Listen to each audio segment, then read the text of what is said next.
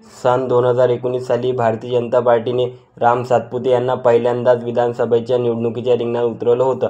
भारतीय जनता पार्टीने राम सातपुते यांना माळशिरस मतदारसंघाची उमेदवारी दिली होती।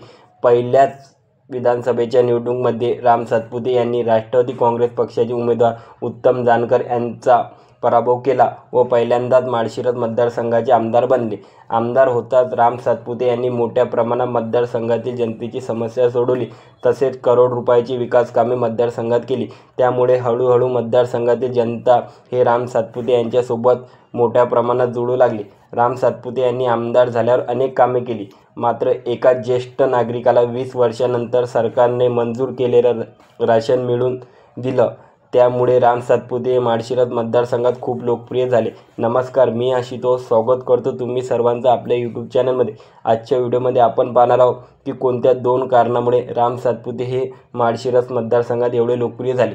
सर्वात पहिलं कारण म्हणजे राम सातपुते यांचं प्रामाणिकपणे मतदारसंघातील जनतेसोबत वागणं व मतदारसंघातील वरिष्ठ नागरिकाचा सन्मान करणं। दुसरं कारण म्हणजे विधानसभेला पराभव होऊन सुद्धा हार न मानता जनता दरबार घेऊन मतदारसंघातील जनतेची समस्या ऐकून तात्काळ समस्या सोडवणे।